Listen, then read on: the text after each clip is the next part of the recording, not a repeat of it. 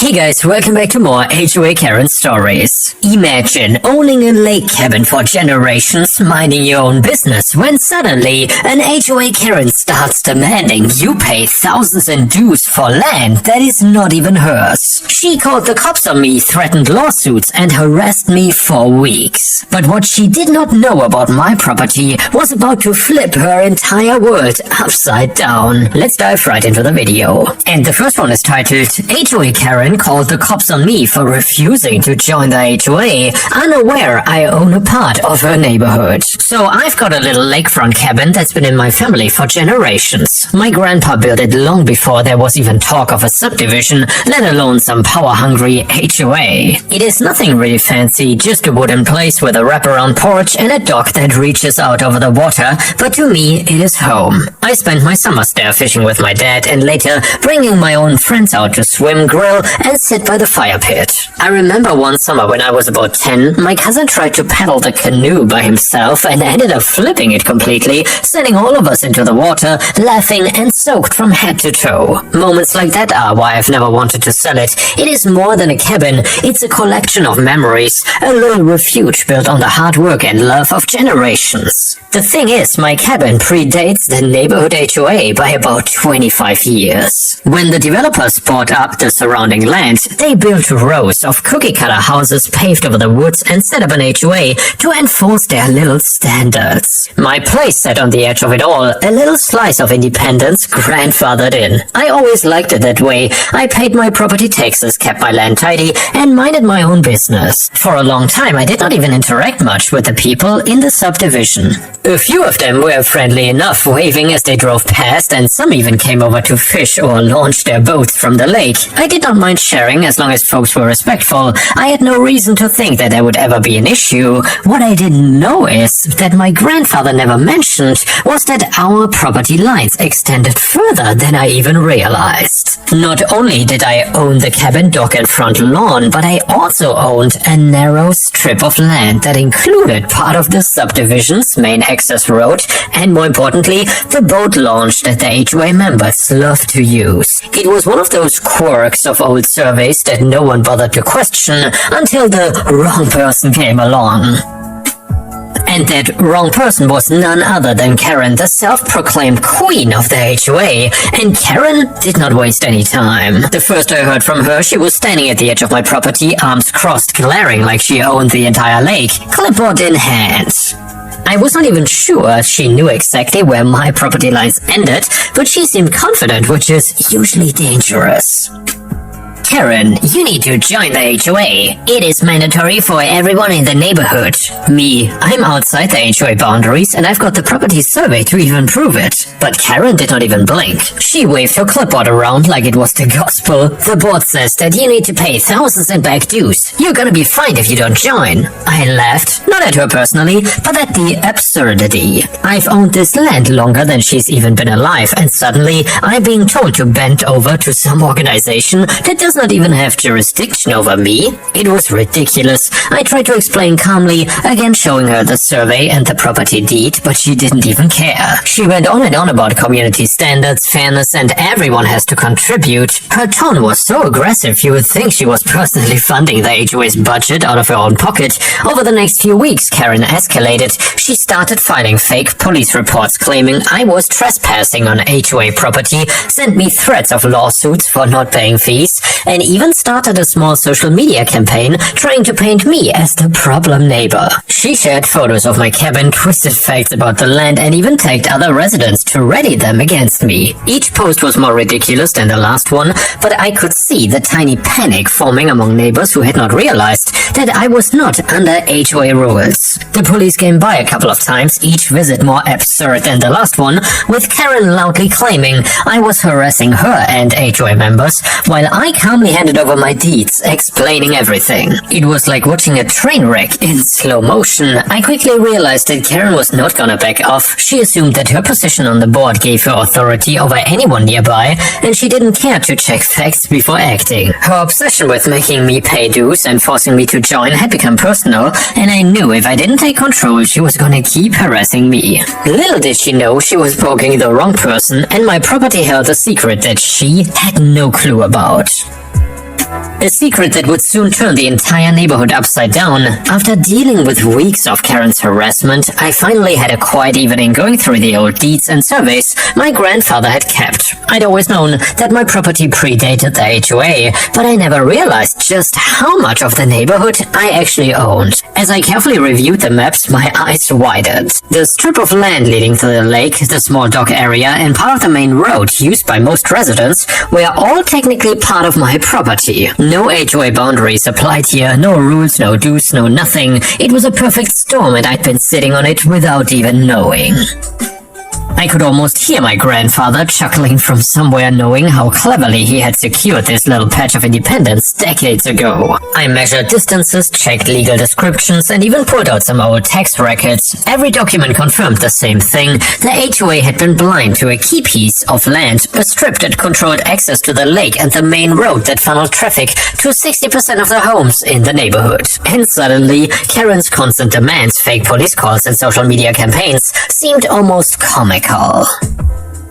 She had no idea that she had been threatening someone who actually held a critical part of the neighborhood in their hands. Every complaint, every threat, every attempt to bully me into paying dues or joining the HOA had been completely misdirected. I had the upper hand, and it was a massive one. I spent the next few days quietly preparing. I contacted the real estate attorney who specialized in property disputes and easements, showing them the full extent of my ownership. We discussed options, but the strategy was clear. I would assert my rights and make sure Karen and the HOA understood exactly who controlled the access points they were constantly trying to boss around. For the first time in weeks, I actually felt calm. While Karen was busy plotting her next move, I had discovered the leverage that would finally end her reign of harassment.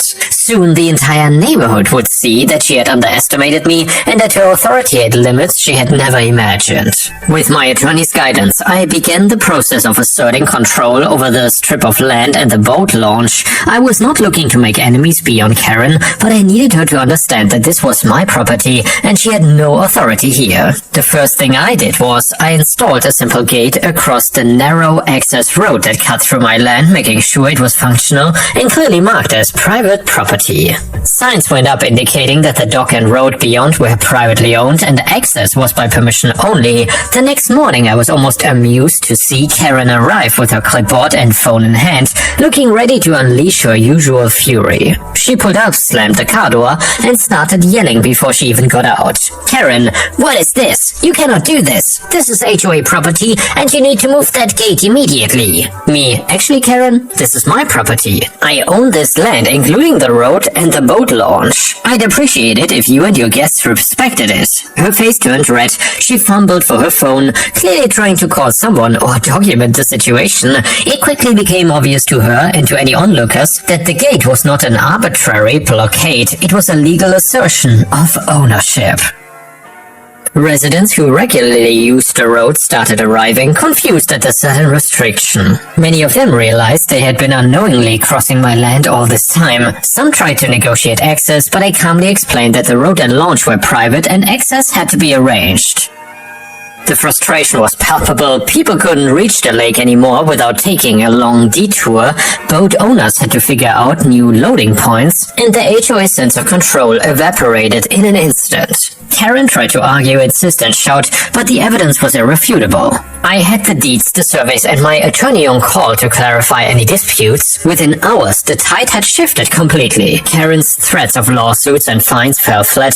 The members she had been leading were forced to acknowledge the limits of her power. By the afternoon, Karen was calling the HOA in a panic, demanding explanations and trying to regain control, but it was already too late. The reality of my ownership was undeniable, and the neighborhood was already adjusting to the sudden logistical changes. Karen had overstepped, and the consequences were immediate and unmistakable. By the next morning, the consequences of Karen's overreach were in full swing. Residents began calling each other, frustrated and confused about how they were supposed to get to the lake or use the boat launch. launch. The detours added extra miles for almost everyone, and the inconvenience quickly became the main topic of conversation in the neighborhood. It was not long before the HOA's email threads were full of complaints and questions, most of them directed squarely at Karen. Karen predictably tried to maintain her usual bravado. She sent frantic messages demanding that the gate be removed and threatened anyone who interfered with the HOA property. But by now, her words carried very little weight. People then started asking for proof, legal documentation, and records of ownership, and that is when Karen realized she was way out of her depth.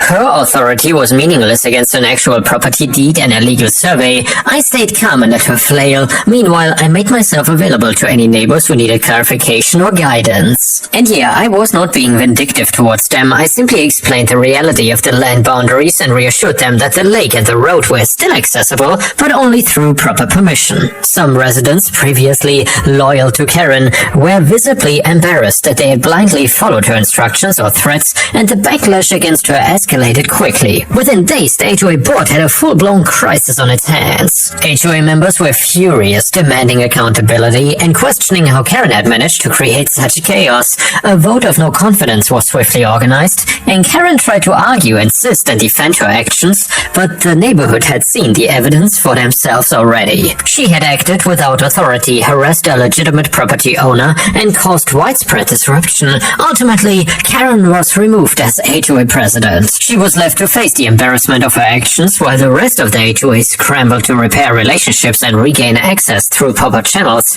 I didn't gloat to the community, but I did ensure that my ownership and control were clear. Karen's downfall was complete. Her influence evaporated and her threats carried no more weight, and she became the cautionary example of what happens when someone oversteps. With the HOA reeling and Karen out of power, I finally negotiated a formal easement agreement that allowed limited documented access to the lake and roads for residents, ensuring my independence while maintaining neighborly cooperation. I had come out on top, vindicated, and in full control of my property without anyone able to interfere again. And yeah guys, if you still enjoy the HOA stories, please don't forget to like the video and click the hype button if you want to support me. Thank you so much. And the next one is a super satisfying malicious compliance story that is titled, "Someone had to pay me hush money, so I didn't call the cops." So when I lived at home 30 years ago, a friend of mine stole my credit card, used it and returned it. This was the days before smartphones, etc., and I was shocked when I got the bill. An older friend kept his ear to the streets and someone slipped up talking about their new car amp and scanner. I honed in on them suddenly. They didn't want to hang out anymore. I called the managers of the stores and they agreed to fax me the CC receipts. When the CC receipts came in, I noticed the first dimwit actually signed with his name. I own them, proof of the crime. The CC companies were lax, police did not care and would not even take a report, so now I can do what I want. I phoned the dude, recorded it and made him an offer that he couldn't refuse. If he refused, I would tell everyone that you and so are thieves and the next place I was going was your job and your name will be in the local paper. My demands were simple. Give me the items back, which I returned for credit, and pay me $1,000 cash and I won't call the cops, and from here on out pretend like you don't know me. He took the offer and it worked. I still told everyone, don't invite Rick and Carl into your house, they are thieves. The reason I told this story was I saw another video about someone flattening car tires on video because someone parked next to them and didn't like. Rich dad bailed his kid out.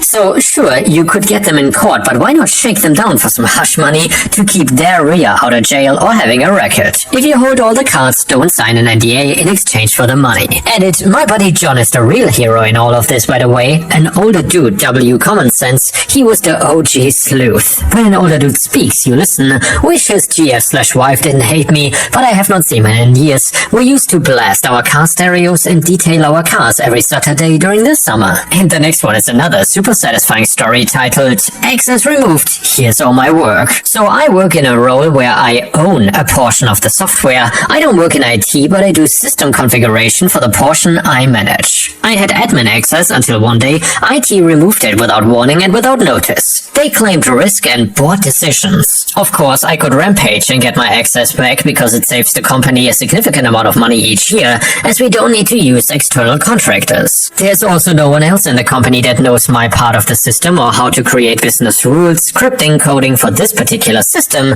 While people know JavaScript, they would need to become familiar with the system, which will take time. Instead, fine, sends a list of all the things they now need to take over, so the work still gets done. Noted there can be no delays in turnaround time, despite there being an extra step. Noted that I would still need to approve every change in configuration. The list totaled to approximately 30 hours per week. It also requires 6 AM starts at points through the month. I made sure to also confirm that they would be required to come with me for all meetings regarding the system or data, because I won't be repeating myself or duplicating my effort. Within 30 minutes, the decision was reversed and I had my access back. I don't think I'll be changing back anytime soon. Not when we work under separate budgets and their team always cries time and cost poor. And now let's move on to the next story. It starts like this. I, male 33, am a single child while my wife, 28, female, is the middle child between 3 sisters. My sister-in-law number 1, 32, and sister-in-law number 2, 25 years old. For context, SIL means sister-in-law. As much as I love my wife, I cannot deny that she has a crappy family. Her parents are mostly gone away for business meetings, and her eldest sister, my sister-in-law number 1, is an addict and acts like she is the youngest. The actual youngest sister, my sister-in-law number 2, is still okay. She is impatient and stubborn, but she respects my wife and genuinely loves her. The same cannot be said about sister-in-law 1. When my wife first brought me home to meet her parents, my SIL1 was also there. While my conversation with her parents was fine, I could see my SIL1 judging me. I later got to know that after I had left, she complained to my wife how I looked like I was dating her to leech of her, in response to which my wife told her that I in fact come from a rich old money kind of family. And just like that, my SIL1's opinion of me changed. Next time I came over, she was all smiles and showed me pictures of dresses she wanted to wear for my wedding. I knew what she was hinting at, but decided to play dumb. She started to dislike me, but was never outwardly rude, maybe because she knew hating me will ruin her relationship with my wife, who was my SIL1's last resort for financial help after my parents-in-law cut off ties with her. So anyway, my wife and I have been married for 2 years when my SIL1 announced she was getting married. Immediately after breaking the news, my sister-in-law started asking my wife for funds to pay for her wedding and honeymoon. Not only was her request huge, but we had also recently bought a condo which had costed us a lot, so naturally my wife refused. This didn't go well with my spoiled sister-in-law. I came home to find her screaming at my wife in our own apartment, saying vile and disgusting things. My wife was tearing up silently and I lost it. I dragged my sister-in-law 1 out of the house and slammed the door on her face before going to my wife. It took me 2 hours to calm her down and convince her that she was not in the wrong. The next morning we woke up to banging on our door. I told my wife to stay inside as I went out to find my sister-in-law standing there with another man. Apparently he was her fiancé, which shocked me because he looked so young. My sister-in-law started pushing at the door, demanding to be let inside and talk to the two-faced witch. When I refused, she started shouting that I cannot stop her from meeting her own sister. I eventually slammed the door shut again. 1 week later, my wife gets the message that my sister-in-law wants to apologize. We decided to meet at a cafe and I called up my sister-in-law number 2, who we had told about all of this so my wife should not feel cornered. The 3 of us arrived first while my sister-in-law arrived almost an hour late, and she made a face as soon as she saw the youngest sister. I did not even bother ordering something, but of course my sister-in-law ordered the most expensive drink. She then started by saying how sorry she was for being a bad sister and how my wife must hate her. She was essentially guilt-tripping my wife, saying how she was trying to change for the better, but she needed help because wedding and honeymoon were so expensive. When my sister-in-law number 2 pointed out that if they are that expensive, they can do away with them. My sister-in-law once said that it has been her childhood dream to have a grand wedding. My wife again refused, saying she did have enough funds. My sister-in-law looked at me and said that she could take my money because my money was my wife's money. My wife then explained to her that we had spent a lot in a condo recently and neither of us had funds. I thought maybe this would make her sister understand, but nope. Oh, that's wonderful. You can give that condo to me as a gift. You won't have to pay for my wedding then, only chip in for the honeymoon costs. Yep, she actually said that. We were both dumbfounded at her words as she kept on saying how much she needed a larger space for her and her boyfriend, and how she had always dreamt of living in a condo. Seeing us so quiet, my sister-in-law too decided to interrupt. Yeah, they should hand over their house and savings to you so you can marry your barely not a minor boyfriend, smarty. That statement made me curious, but it was not the right time. As my both sister-in-laws started fighting verbally, my wife suddenly stood up. I've never seen her so furious and determined, and it made me proud to see her taking a stand. I've heard enough from you. I should have cut off when you came at our apartment that day, but I thought maybe you were just upset or something. Me and my husband will not be paying for you or handing you over anything. The most I can do is attend your wedding and wish you a happy life, but if you don't want, that's fine as well. Now please excuse us. We left quickly after that and spent the remaining day in bed together with our phones silenced. Over the following weeks, my sister-in-law number 1 grew increasingly pushy and began to bombard us with messages demanding that we hand over our condo, insisting that she deserved it more than we did. When we continued to refuse, she began visiting my wife's workplace, making a public show of crying and begging, painting my wife as the cruel sister. I suggested a restraining order, but my wife wanted to wait for that, still hoping that her sister would stop. One day at work, I received a message from my wife that my sister-in-law was visiting, asking me not to worry. Despite that, I ended my work early and rushed home, but my sister-in-law was gone by then. Apparently, my sister-in-law had invited us to her wedding and even left us a card. But over the course of a few days, we kept getting messages that the wedding date was postponed until my sister-in-law said that they would not be having a wedding, just signing the documents. We both thought that maybe this was all turning out for the better and things would change until one day, after 2 weeks of receiving the card, my wife noticed something strange. Her wedding ring was starting to get rusted when it was made out of pure gold. She panicked and we went to the shop we bought it from, only to be told that the ring was a replica and not the real thing. My wife was devastated, thinking she has misplaced her ring, while I was furious because I knew who had done this. We immediately filed a case with the police and I gave them my sister-in-law's address as a suspect, both because I wanted to make it clear to her that she could not mess with my wife without consequences, and also because I knew my sister-in-law was growing 14 cannabis plants in her house. The next day we were called in to meet my sister-in-law, who was screaming how she needed the ring more than my wife for her wedding. We were handed the diamond ring back and were informed that on top of theft, they found cannabis in her house, expected, and the boy she was sharing her joints with was 17. Disturbing. When the police had arrived, they were both really high. My wife was shocked at all of this and I decided to take her back home. We didn't get to know how long my sister-in-law was supposed to be in, but she did try to fight her case by selling her apartment, but ended up losing it and was then fined for even more. She also tried to reach out to her parents, demanding her share in the property, but instead got a restraining order. It's been quite a few years since all this chaos and we haven't heard anything from her. I hope we never do, because she was nothing but a burden for my wife and an annoyance for me. And before we end the video, let's read another amazing petty revenge story, and this one is titled, You Get What You Give.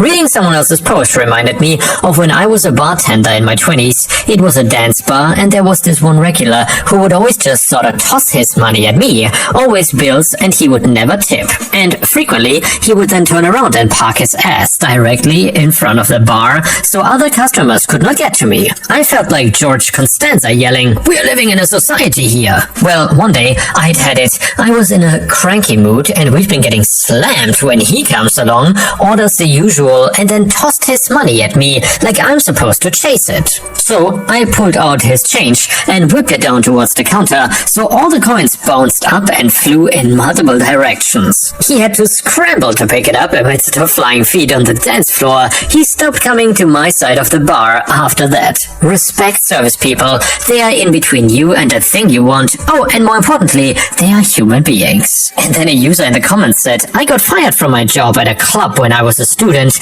There was this dickhead regular who used to whistle at you like a dog decided to throw the money at me. My gut reaction was to throw the drink over him in return. It was worth it. And yeah guys, I hope you enjoyed the video. Please don't forget to subscribe and check out my playlist on the left, and I will see you again tomorrow.